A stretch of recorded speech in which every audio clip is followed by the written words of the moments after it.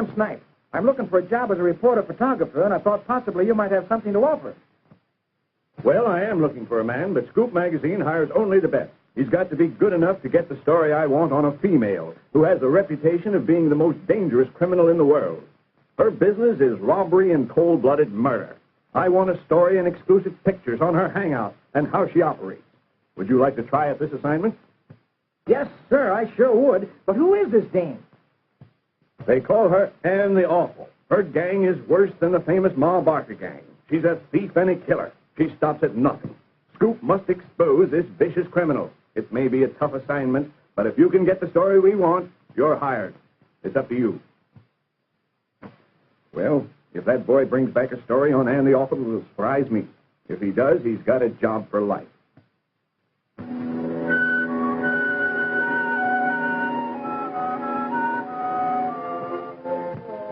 Ann the Awful.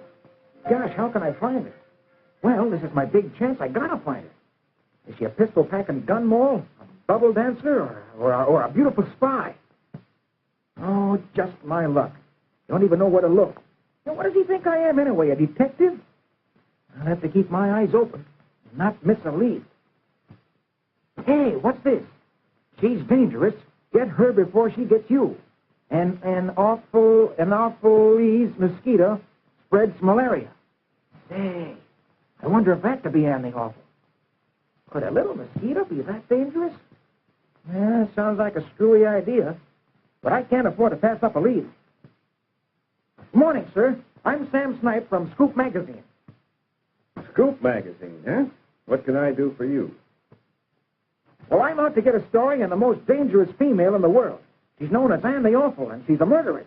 That's all I know about her, but I saw the poster of the Anopheles mosquito in your window, and I had an idea she might be the one I'm looking for. If you're looking for a dangerous female, you're on the right track. She's a robber and a killer.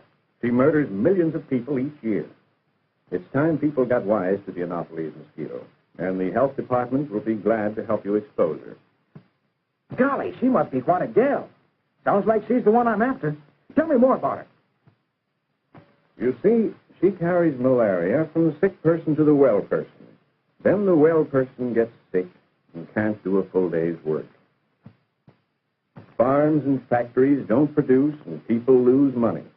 The farmer who has malaria may want to work, but can't. The malaria germs the Anopheles mosquito gives him destroy his blood and keep him weak and run down. Hey, this mosquito must be Ann the Awful. Can you give me the dope on her? Yes, but I prefer that Mr. Bradford, our expert on insects, give you the information.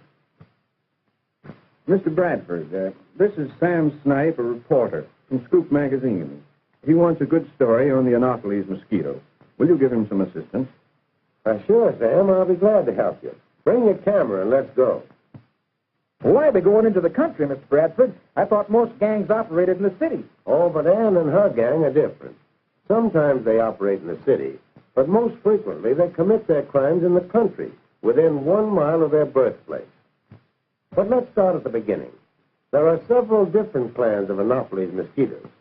In the United States, we are primarily interested in the Anopheles quadrimaculatus, called quad for short. They are so named because of the 4 dark spots on their wings. They are also known as the mosquitoes that stand on their heads. In this way, they differ from the common pest mosquitoes. Well, where do they come from? And how did they get their start? Like chickens, they start out as eggs. Bad eggs. Gee, what a rotten start. Can you show me some of those eggs?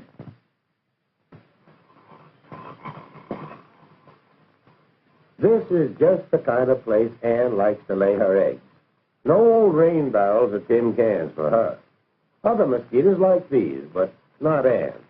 She prefers a pond of quiet water with plants growing in it and lots of floatage to feed and protect her young as they develop.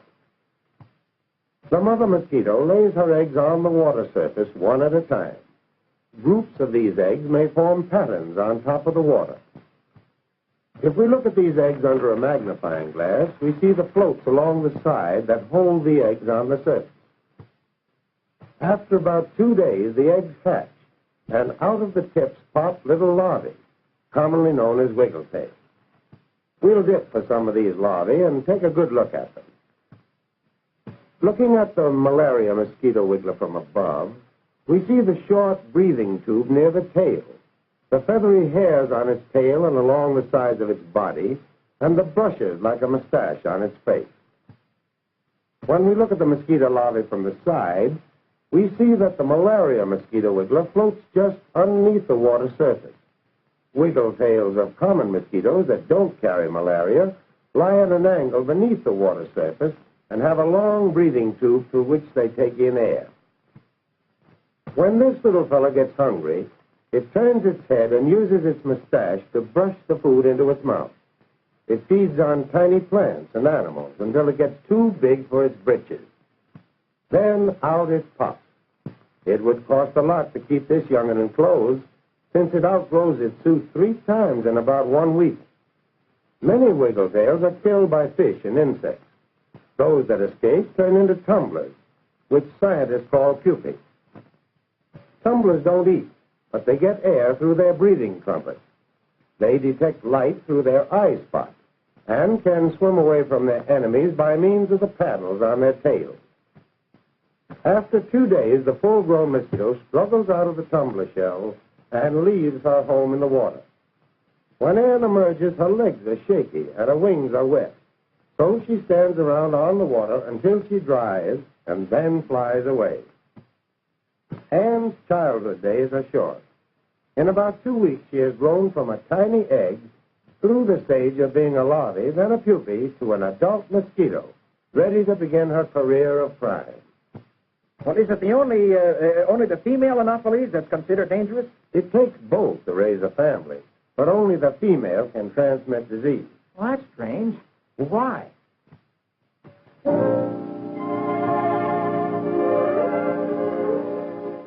The male doesn't bite. He prefers to suck the nectar from plants.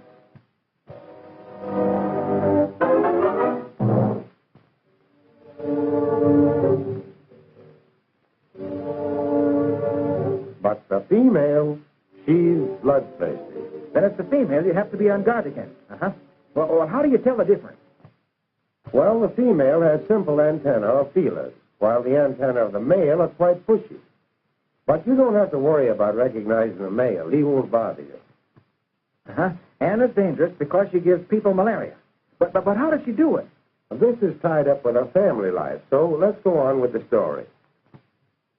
Mating occurs within a few hours after the adult mosquitoes emerge. Males may be seen at dusk swarming around a bush, mound, or haystack until the females appear. Every year is leap year for them. Anne flies into the middle of the swarm and grabs herself a male, and away they fly together. Time passes, and Anne craves blood. Anne is developing eggs, and before they can mature, she must have a blood meal. She has her choice of cattle, horses, or people. People who are careless enough to let her get them. Her choice of time for attack is during dusky hours or dark. Here's just what she's looking for. A house with a torn screen. It's an easy way for Anne to enter.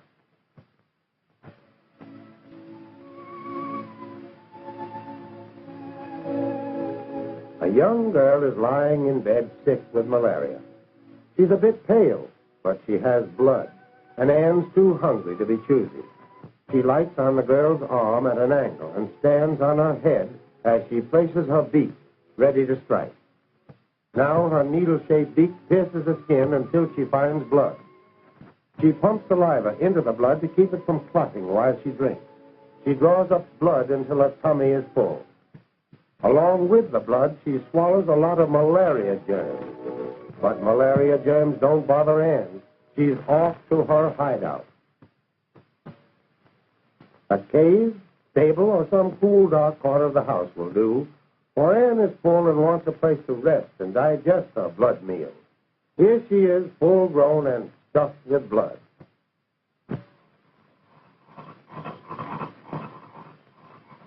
After resting, Anne lays her eggs in just such a spot as this, and goes out again in the evening in search of more blood.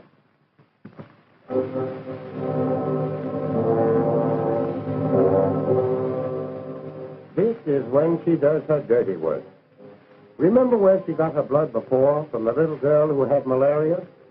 Inside of Anne, the malaria germs she drank with the blood have not been digested, but have been growing and multiplying.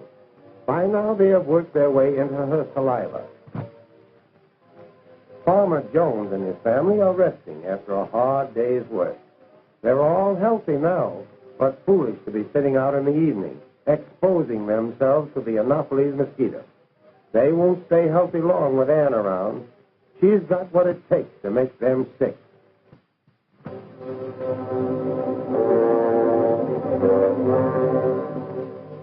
Anne bites. And when she does, she pumps the malaria germs along with her saliva right into careless Farmer Jones. In a few weeks, he will be sick with chills and fever and won't be able to make that crop he's counting on. So Anne goes on, carrying malaria from the sick to the well. Gee, that Ann is some gal. I sure hate to run into her on a dark night. But wait till I write my story for Scoop magazine. I'll expose her dirty tricks. I'll warn people about her. Boss, I got a great story. And wait till you see the pictures I took. I got that Ann the Awful covered from every angle. I got her in her hideouts, action shots of her doing dirty work. Okay. Calm down and write it up. If it's good enough, we'll use it. I just got to tell people about how she multiplies in pools and ponds and spreads malaria.